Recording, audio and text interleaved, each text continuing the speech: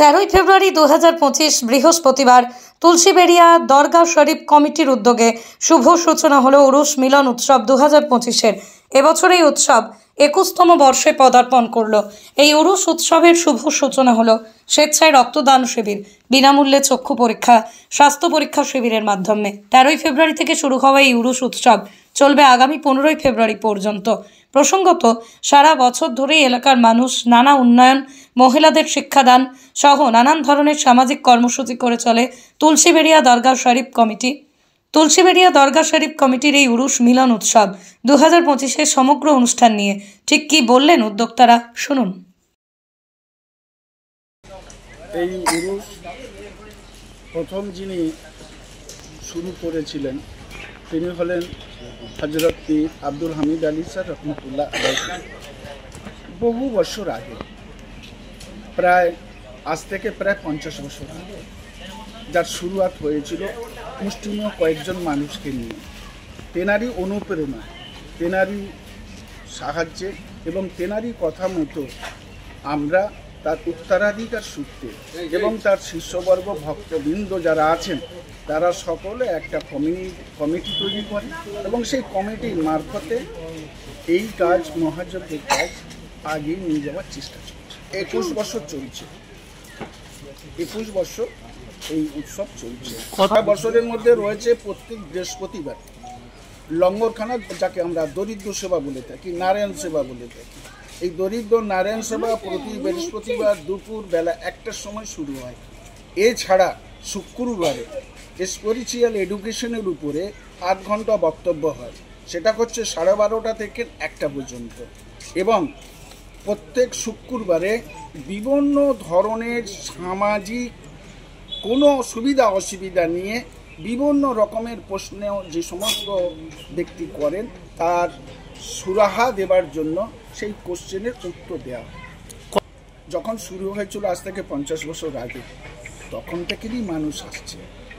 আজ সারা ভারতবর্ষে দেখেন, এখন স্টিল নাও আজকে সকালবেলা এই 11টার সময় করে আপনার এই হায়দ্রাবাদ, এলাহাবাদ বা আপনার ওই তেলেঙ্গানা, অন্ধ্রপ্রদেশ এবং ব্যাঙ্গালোর বিভিন্ন জায়গা থেকে এখন পর্যন্ত মানুষ এসেছে।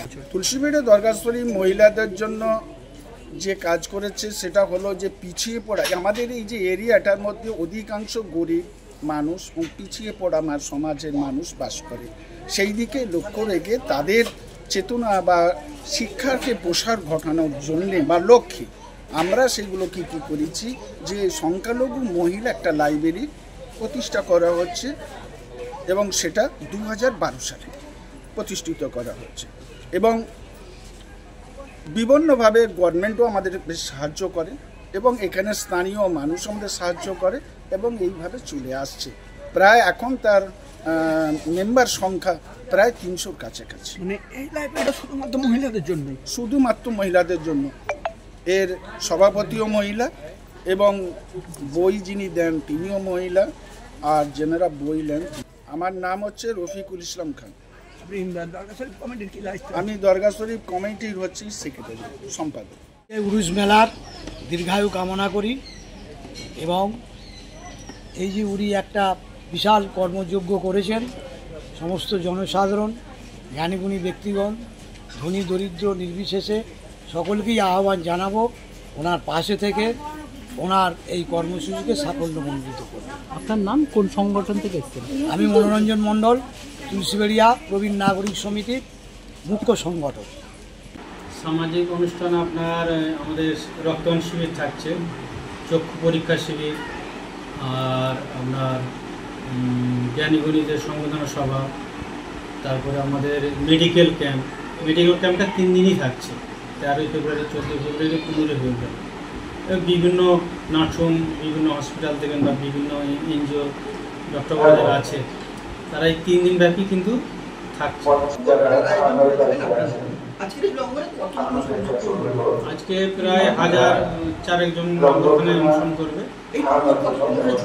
এই লঙ্গরখানাটা যিনি পীর বাবা আছে, যেনা রওজা শরীফ আজকে যে উরুস, উনি থাকাকালীন এটা শুরু করেছিলেন 1993 সালে। শুরুটা হয়েছে 1993 সালে এখনও চলছে। তখন কম পরিসরে ছিল, এখন একটু বড় আকারে নিয়েছে। তো এই 3 দিন ব্যাপী যেটা চলবে, 3 দিন ব্যাপী প্রায় 50 থেকে 60,000 লোক খাওয়া দাওয়া বা দুর্যোগ সেবা থাকে। আর এটা প্রত্যেক বৃহস্পতিবার মানে সাপ্তাহিক একটা থাকে এই লঙ্গখানা বা দুর্যোগ সেবা। আপনার নাম? আমার নাম হচ্ছে পিরিজাদা শহীদুল ইসলাম খান সাহেব। আপনি কোন দায়িত্বে আছেন? আমি তুলসিবেড়িয়া দরগা শরীফ কমিটির সহ সম্পাদক। ব্যুরো রিপোর্ট আমার কলম।